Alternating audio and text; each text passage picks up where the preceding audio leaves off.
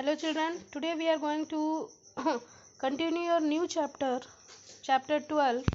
Name of the chapter is environmental pollution. तो बच्चों आज हम पढ़ने वाले हैं environmental pollution के बारे में, यानी वातावरण में होने वाले pollutions के बारे में, यानी कि प्रदूषण के बारे में. Let's start. Environmental pollution यानी पर्यावरण प्रदूषण. Everything which surrounds us इस एनवायरनमेंट, यानी हमारे आसपास जितनी भी चीज़ें पाई जाती हैं वो हमारे सराउंडिंग्स में जो पाई जाती हैं, that includes the environment. Our environment consist of both living and non living things such as air, water, land, plants and animals. The gaseous envelope surrounding the air, यानी कि द ब्लैंकेट ऑफ एयर और the gaseous envelope surrounding the earth is known as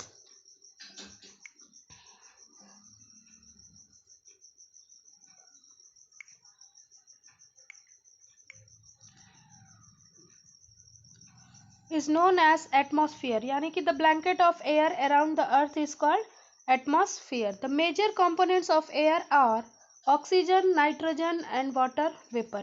यानी कि air में जो major components यानी जो अधिक मात्रा में गैसेस पाई जाती है, that is oxygen, nitrogen, water vapour, और इसके अलावा भी बहुत सारी ऐसे गैसेस हैं.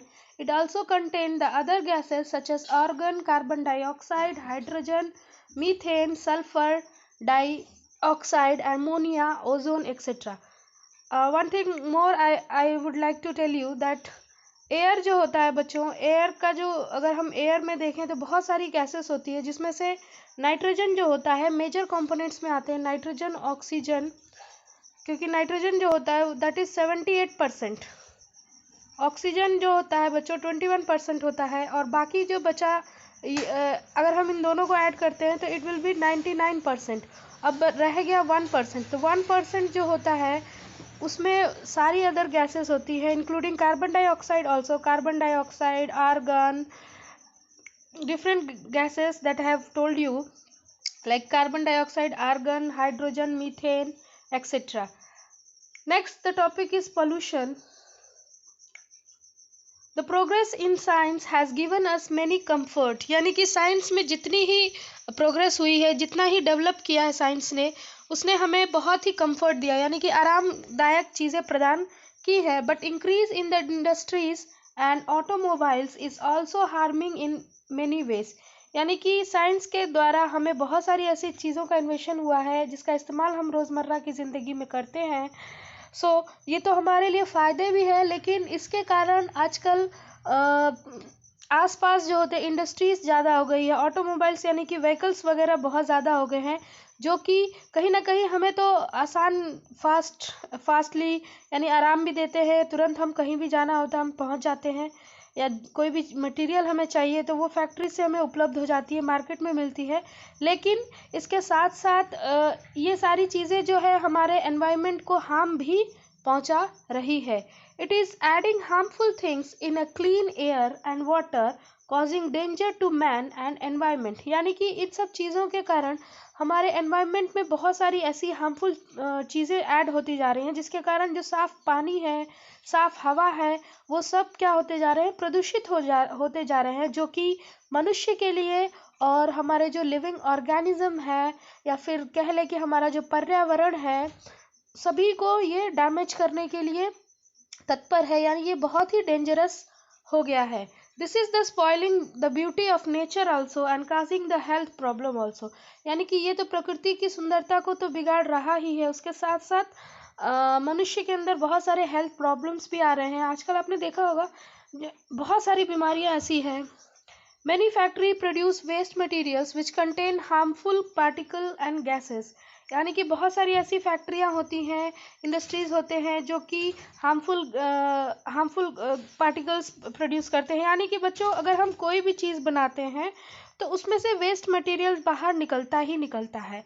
आइदर अगर हम कुकिंग ही कर लेते हैं, आपने देखा होगा किचन में जब आपकी मम्मी खाना बनाती है, तो दैट टाइम ऑल्सो बहुत सारा वेस्ट मटेरियल जो होता है वो बाहर निकलता है। तो ठीक वैसे ही अगर हम कोई भी काम ऐसा करते हैं, कोई भी चीज़ बनाते हैं, तो उसमें वेस्ट प्रोडक्ट्स प्रोड्यूस होते ही होते हैं।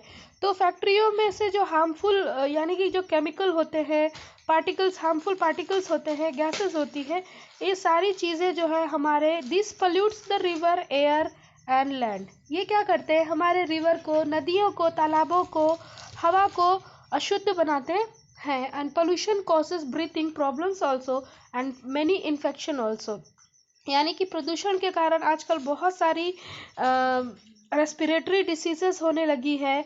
इसके कारण बहुत सारे इन्फेक्शंस भी हो जाते हैं। Industrial waste dumped on a land can make it unfit for growing crops. यानी कि इंडस्ट्रियल जो वेस्ट होता है उसमें इतने केमिकल्स होते हैं, अगर हम उसे लैंड में डंप करते हैं तो वो ज़मीन भी, वो भूमि भी, the soil also become unfertile, यानी कि वो बिल्कुल ही बंजर हो जाती है भूमि, उसमें हम कोई भी क्रॉप्स लगा नहीं सकते हैं। तो ये पोल्यूशन जो है बहुत काफ़ी बड़ा मुद्दा है, यानी कि ये जो है हमारे जीवन में एक ग्रहण की तरह है। Pollution means the contamination of land, air, water bye harmful things. Pollution को हम कैसे डिफाइन करने हैं? पोल्यूशन मीन्स द कंटामिनेशन, यानी कि हवा, भूमि और वाटर का गंदा हो जाना, यानी कि कंटामिनेटेड हो जाना, अशुद्ध हो जाना, is called pollution. Okay children, then next we talk about, so firstly we talk about air pollution. What is air pollution? Air is never found clean. The contamination of air by harmful things is called air pollution. Yani adding harmful things in the air is called air pollution, and the air pollution has many harmful effects on lives of human beings, plants, animals and buildings also. यानी कि जो air pollution के जो harmful effects होते हैं वो human beings पे ही नहीं, प्लांट्स पे भी पड़ते हैं, एनिमल्स पे भी पड़ते हैं, even on the building also. The main causes of air pollution are, यानी कि इसका सबसे मुख्य कारण हम देख लेते हैं कि what are the main causes of air pollution. Smoke obtained by burning of coal and petrol in the factories and house pollutes the air। यानी कि जो स्मोक, धुआं जो निकलता है फैक्ट्रियों से, चिमनियों से, पेट्रोल के जलाने से, यानी कि जो भी हम कोयला, पेट्रोल ये सब जलाते हैं, तो इसके कारण जो गैसेस निकलती है, स्मोक निकलता है, that pollutes the air. Smoke obtain from the automobiles like car, scooter, truck, buses, यानी कि ये सारे व्हीकल से भी निकलने वाले धुएं जो क्या करते हैं, वो एयर को पोल्यूट करते हैं। The smoke contains harmful gases and some poisonous substance also. Factories release the very dangerous gases and irritating fumes in the atmosphere। यानी कि बहुत सारे फैक्ट्रियों से निकलने वाला जो धुआं होता है वो काफ़ी जहरीला होता है। It will be more dangerous for the our atmosphere, यानी कि एटमॉस्फेयर में बहुत सारी डेंजरस गैसेस भी फैलाते हैं। Then lastly, the garbage from the house thrown in the open pollute the air and spread diseases also। यानी कि घरों से भी जो कचरा बाहर फेंका जाता है उससे भी वातावरण में प्रदूषण फैलता है, यानी कि एयर पोल्यूशन हो सकता है। Next, Bhopal gas tragedy. यानी कि have you heard of Bhopal gas tragedy in 1984? यानी 1984 में there was a leakage of poisonous gas methyl आइसोकेनेट।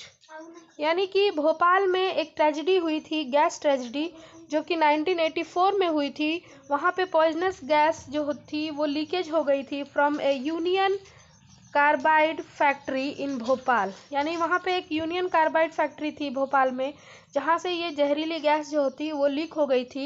And this caused the death of 1000 people. और इसके कारण वहाँ हज़ारों लोग मारे गए थे। And many people become blind and more than 1 lakh people continue to suffer from serious disorder। यानी कि कुछ लोग अंधे हो गए, कुछ लोग सीरियस डिसऑर्डर के शिकार हो गए। A tragedy known as Chernobyl, sorry I am, बच्चों थोड़ा सा रॉन्ग प्रोनाउंसिएशन हो रहा है, Chernobyl tragedy occurred in Soviet Union. यानी कि एक और ट्रेजेडी हुई थी that was in Soviet Union। Such accident occurring all over the world show evil effects of science to environment and the man। यानी कि ये दर्शाता है कि विज्ञान के जो evil effects है, यानी कि अगर हम विज्ञान को बहुत बड़ा आविष्कार मानते हैं, यानी कि ये बहुत ही अच्छी चीज़ है, तो ये कहीं ना कहीं इसका जो दूसरा पहलू है, दैट इज़ विज्ञान एक अभिशाप भी सिद्ध हुआ है। यानी बहुत सारे ऐसे जगहों पे ऐसे इंसिडेंट्स हुए हैं जिसके कारण विज्ञान को अभिशाप के रूप में भी देखा गया है। Therefore it is necessary to use the science.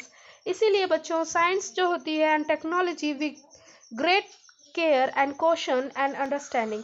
यानी अगर बच्चों देखा जाए तो हर चीज़ के दो पहलू होते हैं। यानी कि इवन अगर किसी भी चीज़ को हम लेते हैं तो उसके दो पहलू होते हैं, वो हार्मफुल भी होता है एंड दैट इज़ यूज़फुल भी होता है। लेकिन ये वो डिपेंड करता है कि हाउ वी यूज़ इट, है ना।